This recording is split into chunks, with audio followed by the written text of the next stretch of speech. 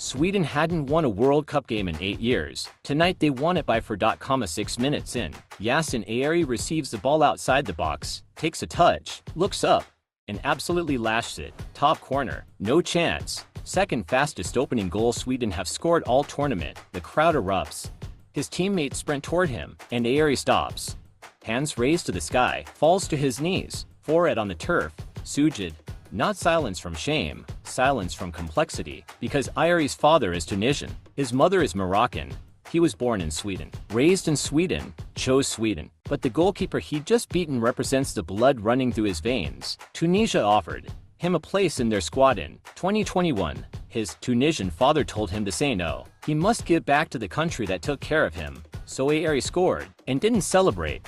And the entire football world stopped to notice. 2,893 days since Sweden's last World Cup goal, and the man who ends that drought does it with one of the strikes of the tournament against the one nation in the world he could never fully celebrate against. But Sweden aren't done. Alexander Isak, a man who spent last season fighting his body, fighting the doubters, collects a beautiful pass from Gyökeres near the halfway line, drives at the defense, cuts inside, and slots it into the bottom right corner. Clinical, cold, composed, 2-0. 30 minutes played, a season of disappointment, a career of promise, and right now, on the biggest stage in the world, he looks like the best striker on the planet. Tunisia won't go quietly. Hannibal Magebri, brilliant all season at club level, whips a delivery into the box. Omar Rekik meets it with a glancing header, 2-1. 2 minutes before halftime, Monterrey wakes up, but whatever hope Tunisia built at halftime, Viktor Gyökeres destroys it 14 minutes into the second half. Isak turns provider this time,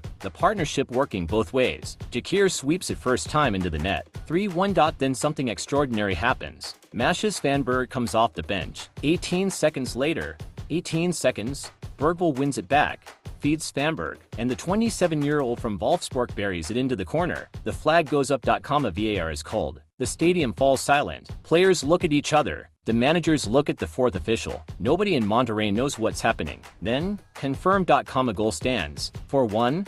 And that goal, the second fastest ever scored by a substitute in the entire history of the World Cup. 60 years of records, broken with his first touch. And then, because this night doesn't have enough, Ayari does it again.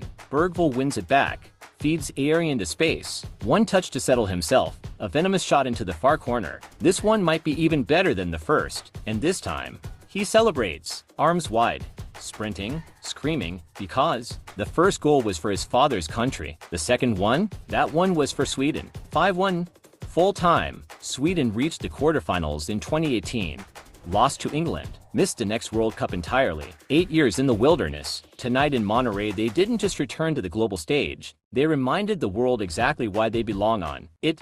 Gyökeres, Isak, the partnership that carried them here. Svanberg 18 seconds, 1 touch, World Cup history, and Ayari, 2 thunderbolts, 1 muted celebration, and a story about identity and belonging. That stopped the football world in its tracks. 10,000 kilometers from home, in the early hours of a Swedish morning. They're celebrating, and they should be. Monterrey, Mexico, June 14, 2026. Group F: Sweden vs Tunisia, a nation returning to the World Cup after missing the last tournament entirely, stepping back onto the biggest stage in football with everything to prove. Graham Potter's side, built quietly, built deliberately. Gyökeres at Arsenal tearing the Premier League apart. Isak at Liverpool doing the same. A midfield anchored by experience, and a 22-year-old from Solna who nobody, outside of Brighton, fully believed in yet. 60,000 people inside the Estadio BBVA, and millions more watching from 10,000 kilometers away. In the early hours of a Swedish morning, on sofas and in bars and in living rooms they couldn't afford to leave. This is what 8 years of waiting looks like. Yasin Ayari receives the ball outside the box, takes a touch, looks up, and absolutely launches it. Top corner. No chance. The crowd erupts. His teammates sprint toward him, and Ayari stops. Hands raised to the sky, falls to his knees, forehead on the turf. Sujud. Not silence from shame, silence from complexity, because Ayari's father is Tunisian, his mother is Moroccan. He was born in Sweden, raised in Sweden, shows Sweden, but the goalkeeper he'd just beaten represents the blood running through his veins. Tunisia offered him a place in their squad in 2021. His Tunisian father told him to say no. He must give back to the country that took care of him. So Ayari scored and didn't celebrate, and the entire football world stopped to notice. Then the moment everyone had been waiting for. Alexander Isak, Liverpool's number 9, Sweden's talisman, a man who spent the best part of last season managing injuries and managing expectations, gets the ball from Gyökeres near the halfway line. He drives, he cuts inside, he doesn't rush it. Bottom right corner, 2-0. This is what Isak looks like when he's fully fit, fully confident, fully free. Defenders on skates, goalkeepers guessing, the whole game playing at his pace. After everything last season put him through, he's back, and he's reminding everyone why he's worth every penny Liverpool spend on him. But this isn't a coronation. Not yet. 2 minutes before halftime, Hannibal Magebry whips a cross into the box. Omar Rekik attacks it. Glancing header, 2-1. Suddenly there's a match again. Suddenly Tunisia believe. Whatever Tunisia said at halftime. Gyökeres doesn't care. 14 minutes into the second